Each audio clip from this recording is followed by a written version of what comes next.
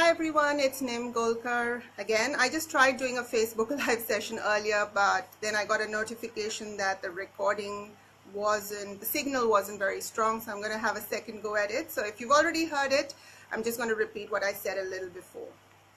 So today's topic, like I mentioned earlier, is why friendships break. Now the reason I'm talking about this topic today is because I'm a little concerned. Over the last few weeks and months, I've met lots of people who somewhere in their conversation have happened to mention an ex-best friend or a friend who was once very close to them but for whatever reason is now no longer a part of their lives. Now, a little over a year ago, I wrote a blog post about this very topic. And that blog post was inspired by a young woman I had met back then. When I was talking to this young woman, we'll call her Emma. That's not her real name, but we'll call her Emma for now. When I was talking to Emma, she happened to mention a very close friend of hers with whom she had recently lost touch. Apparently, theirs had been this wonderful friendship spanning over several years. They did everything together, and then one fine day, they were not friends anymore, just like that. I was intrigued, so I asked Emma, well, what's the reason the two of you stopped talking to each other? And do you know what was surprising? Emma didn't know. Emma didn't have the slightest clue why she and her friend had broken up. So I said to her, well, you don't know, the two of you were best friends, you're now no longer friends, and you don't have the slightest clue? That sort of compelled Emma to dig a little deeper and try to think of a good enough reason. All she said to me was one day her friend simply stopped talking to her. She had been acting funny for a few weeks, avoiding her calls. Whenever they did end up talking, she would just snap at her. She refused to join in for their usual weekly coffee catch-ups. It all became too hard for Emma and she stopped bothering as well. So I said to Emma, is it possible that your friend might be annoyed about something you've said or done? Have you tried finding out by calling her and asking her? That made Emma quite outraged. And she said, I'm not going to give her that kind of importance. As far as I know, I've done nothing wrong. I've done nothing to hurt her.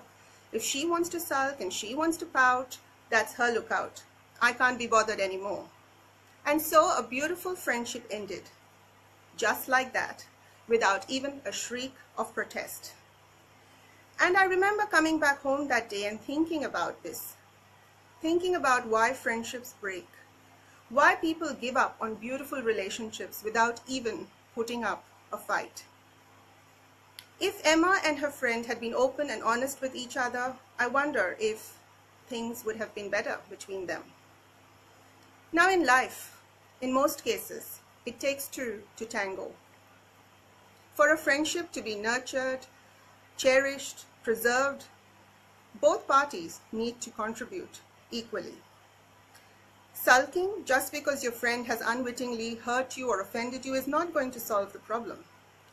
If a friendship is worth preserving, then it's worth fighting for. And so I asked myself, I wonder what would have happened if Emma had actually confronted her friend and demanded an explanation for her strange behavior?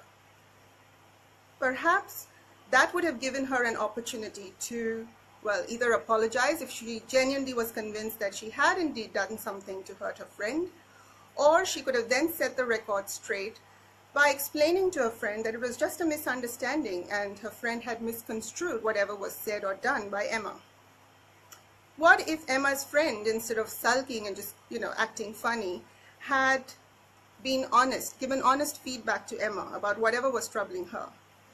Maybe a friendship could have been saved because she would have found out the truth. The air would have been cleared and all would have been okay.